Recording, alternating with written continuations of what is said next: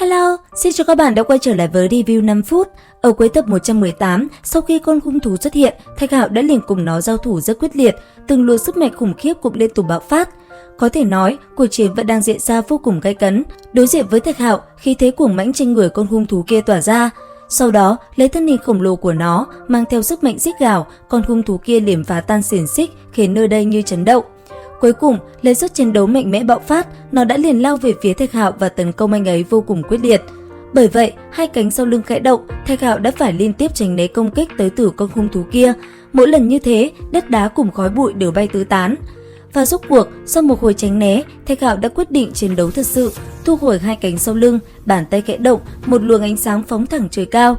Nương theo đó, ở giữa không trung, một con lôi thiên tước khổng lồ được bao trùm bởi lôi điện đã liền hiện ra. Sau đó, cất tiếng gầm mạnh mẽ kèm theo lốc xoáy, nó đã liền phóng thẳng về phía con thú kia công kích mạnh mẽ. Bởi vậy, sau một hồi bị lôi điện cùng lốc xoáy công kích, con hung thú kia rốt cuộc cũng cảm thấy sợ hãi.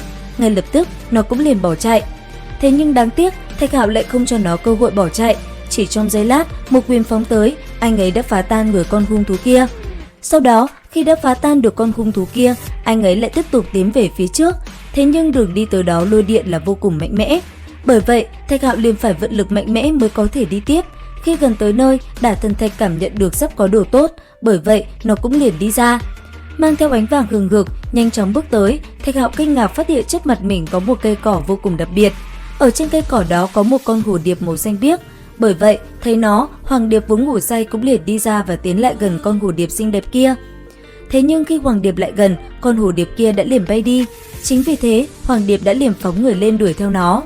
Thấy vậy, Thạch Hạo cũng liền phóng người đi. Tuy nhiên, hai người lại không đuổi được nó. Không chỉ vậy, họ còn bị lạc vào trong một luồng lôi điện mạnh mẽ. Thậm chí, Thạch Hạo vừa lấy ra pháp khí đã liền bị luồng lôi điện kia đánh tan. Cuối cùng, lấy Đả Thần Thạch ra ngoài, Thạch Hạo liền cho cục đá kia một hơi hấp thu hết sạch toàn bộ tinh túy của nơi này, khiến Đả Thần Thạch vô cùng vui sướng. Và cũng trong lúc đó, ở tại sâu trong huyệt địa đảo Ác Ma, Thạch Trung Thiên lúc này lại đang bị truy đuổi vô cùng ráo riết. Bởi vậy, ngay khi thấy địch nhân đi tới, một luồng sức mạnh bạo phát, lặng lẽ bước đi, ông liền hạ sát thủ với một tên lính quèn, khiến hắn ta liền bỏ mạng. Lúc này đây, chứng kiến tên kia bỏ mạng, một vài tên khác cũng ngay lập tức tiến tới. Tuy nhiên, ngay khi bọn chúng định động thủ thì Đại Ma Thần đã ra tay trước. Nương theo đó, quyền cước trên tay Đại Ma Thần khẽ động, chỉ nhẹ nhàng đánh xuống mặt đất khiến kình lực phóng ra.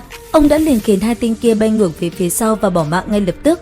Mặc dù vậy, chuyện này cũng làm nơi đây chấn động. Bởi vậy, vị lão nhân thủ lĩnh truy kích ông đã liền xuất hiện. Thấy người đó xuất hiện, Đại Ma Thần cũng liền hỏi bà ta lý do tại sao lại liên tục truy kích mình, và đáp lại, người kia cũng liền cho ông biết lý do. Nghe xong, Đại Ma Thần biết tin Thạch Hạo gặp nạn thì vô cùng buồn bã. Ở phía xa, Thạch Hạo cũng đã tới nơi, nhìn thấy lão nhân ra đau buồn, Thạch Hạo vô cùng xúc động. Thế nhưng, anh ấy vẫn im lặng quan sát thêm một chút. Và ở phía xa, sau một đoạn thời gian vỡ mồm, rốt cuộc Thạch Trung Thiên cùng bà lão kia cũng động thủ.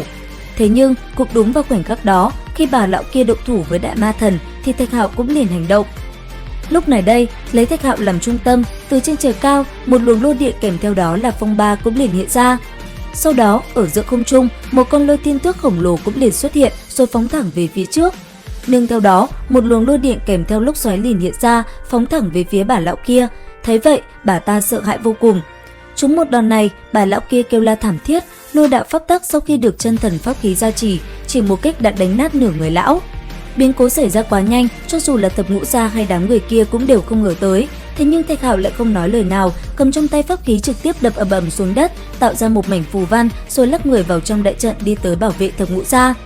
Sau đó, anh ấy cũng nói cho ông biết mình chính là Thạch Hạo, Hạo Nhi bị móc đi trí tôn cốt chứ không phải là Tần Hạo. Chứng kiến hài tử còn sống, Thập Ngũ Gia vành mắt đỏ lên nhìn Thạch Hạo, ánh mắt ông tựa như rất muốn khóc. Đến đây thì hết tập 119 Thế giới hoàn mỹ. Xin chào và hẹn gặp lại các bạn ở những video tiếp theo.